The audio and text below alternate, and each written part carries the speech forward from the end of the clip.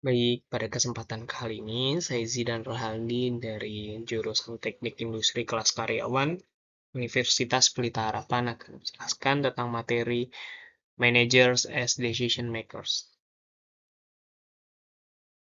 The Decision Making Process. Pertama, manajer menggunakan proses 8 langkah untuk membuat keputusan yang efektif. Jurnal ini membahas bagaimana seorang manajer mengambil keputusan. Robbins dan Coulter menjelaskan bahwa pengambilan keputusan yang baik dilakukan melalui proses 8 langkah. Dan langkah-langkah dimulai dari identifikasi masalah hingga evaluasi hasil.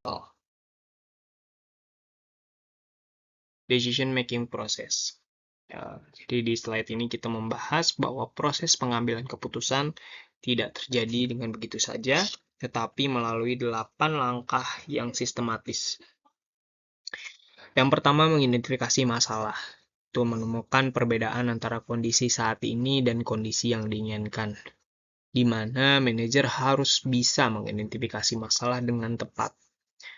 Karena kalau masalahnya salah, keputusannya juga pasti salah. Kemudian yang kedua, mengidentifikasi kriteria. Menentukan faktor penting yaitu biaya, kualitas, waktu, dan juga kepuasan pelanggan. Yang ketiga, memberi bobot pada kriteria. Di mana kita memberi bobot pada kriteria itu agar jelas mana yang lebih prioritas, kemudian barulah kita mengembangkan alternatif, yaitu pilihan-pilihan yang mungkin diambil. Langkah berikutnya yaitu menganalisis alternatif. Mengevaluasi tiap alternatif dengan membandingkan kriteria. Membandingkan kelebihan dan kelemahan tiap opsi. Dari situ kita bisa memilih alternatif terbaik yang sesuai dengan tujuan. Namun, keputusan tidak berhenti di atas kertas. Manajer harus mengimplementasikan alternatif tersebut, memastikan semua pihak yang terlibat paham dan mendukung, dan terakhir kita perlu mengevaluasi hasil keputusan. Apakah sudah efektif atau masih perlu perbaikan? Jadi intinya keputusan yang baik itu bukan hasil instan, tapi melalui proses yang terstruktur. Manager makes decision. Dalam mengambil keputusan, manajer bisa menggunakan beberapa pendekatan. Yang pertama, rasionalitas. Di mana ini berarti keputusan dibuat dengan logis dan sistematis. Mempertimbangkan semua alternatif yang ada. Idealnya hasilnya adalah keputusan yang paling optimal. Namun, dalam kenyataan sering ada keterbatasan informasi dan juga waktu. Karena itu muncul konsep bounded rationality, yaitu keputusan yang tidak sempurna, tapi cukup baik untuk dijalankan. Selain itu, manajer juga mengandalkan intuisi. Jadi intuisi berasal dari pengalaman, yaitu naluri atau perasaan yang terbentuk selama bertahun-tahun menghadapi situasi serupa. Dan yang terakhir ada evidence-based management atau pengambilan keputusan berbasis bukti. Ini menekankan pentingnya data, fakta, dan riset untuk memperkuat keputusan. Biasanya keempat cara ini tidak berdiri sendiri, tapi saling melengkapi semua kondisi yang dihadapi. Conditions of decision making. Keputusan yang dibuat manajer pada dasarnya terbagi menjadi dua jenis. Untuk jenis keputusannya itu program decision, yaitu keputusan yang sifatnya rutin dan berulang karena sering terjadi. Biasanya keputusan ini sudah punya aturan atau prosedur kebijakan yang baku. Misalnya ketika persediaan sedang menipis, perusahaan sudah punya prosedur untuk melakukan pemesanan ulang.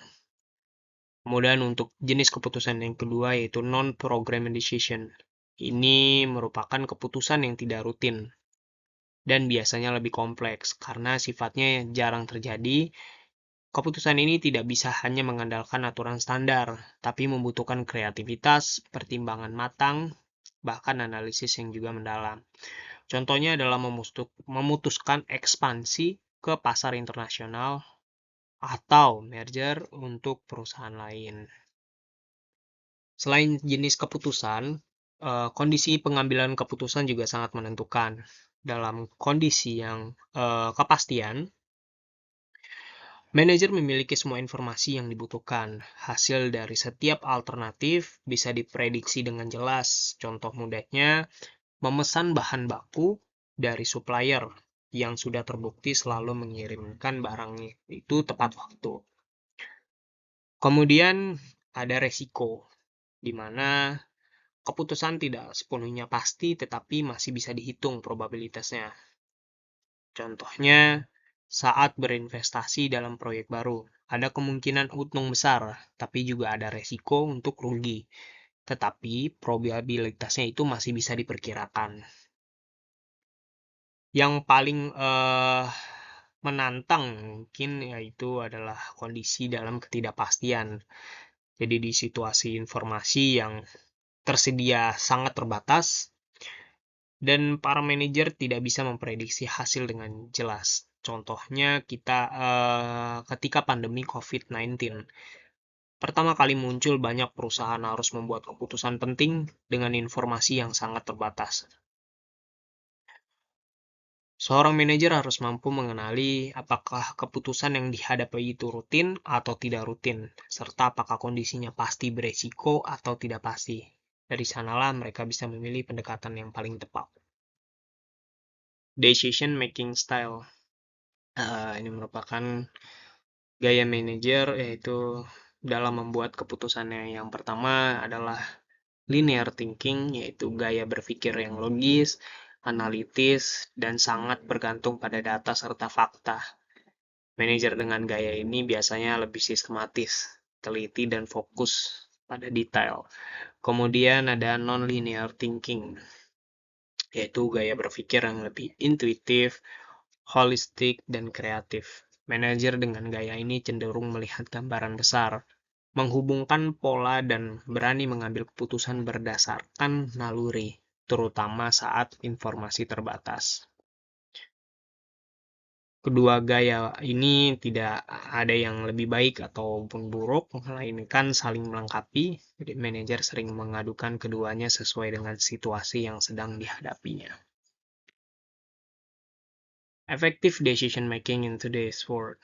Itu gimana pengaruh atau tantangan manajer dalam mengambil keputusan di dunia modern ini yang semakin besar karena pengaruh globalisasi, teknologi, dan kompleksitas bisnis. Yang pertama ada pertimbangan global dan lintas budaya, mana manajer tidak bisa lagi hanya berpikir lokal. Setiap keputusan harus mempertimbangkan perbedaan budaya, nilai, dan kebiasaan di berbagai negara. Keputusan yang sukses di suatu tempat bisa jadi tidak berhasil di tempat lain jika tidak menyesuaikan konteks. Kemudian kerja tim dan knowledge management. Banyak keputusan penting dibuat melalui kolaborasi tim.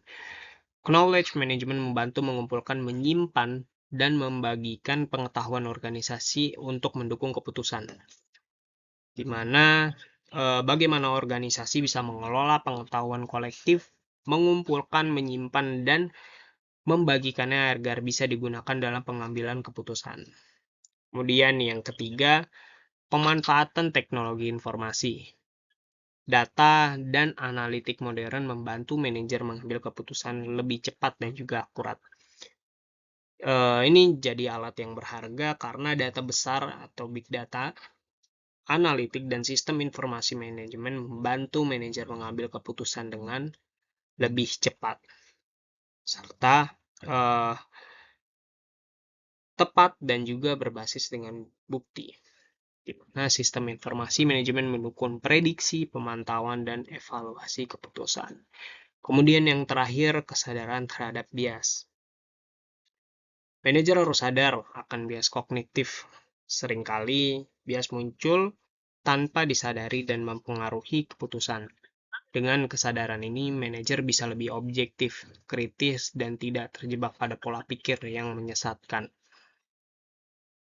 Jadi efektivitas pengambilan keputusan modern bergantung pada kemampuan manajer untuk berpikir global, berkolaborasi, memanfaatkan teknologi, dan juga mengendalikan bias. Kesimpulannya, pengambilan keputusan seorang manajer bukan hanya hal yang instan, tetapi melalui proses yang terstruktur, mulai dari mengenali masalah, menentukan prioritas, mengevaluasi pilihan, hingga menindaklanjuti dan menilai hasilnya. Manajer menggunakan logika, pengalaman, intuisi, dan data untuk membuat keputusan yang tepat, tergantung situasi dan kompleksitas masalah. Keputusan bisa rutin atau unik, sederhana atau penuh ketidakpastian, sehingga gaya berpikir manajer, apakah lebih analitis atau kreatif, harus fleksibel dan saling melengkapi. Di era modern saat ini, tantangannya semakin besar. Keputusan harus memperhitungkan perbedaan budaya, kerja tim, pemanfaatan teknologi, dan bias yang mungkin muncul. Referensi materi yang saya gunakan pada kali ini yaitu buku dari Robbins and Coulter, edisi ke-11. Itu saja yang bisa saya sampaikan, kurang lebih mohon maaf. Saya Zidan Haldi, terima kasih.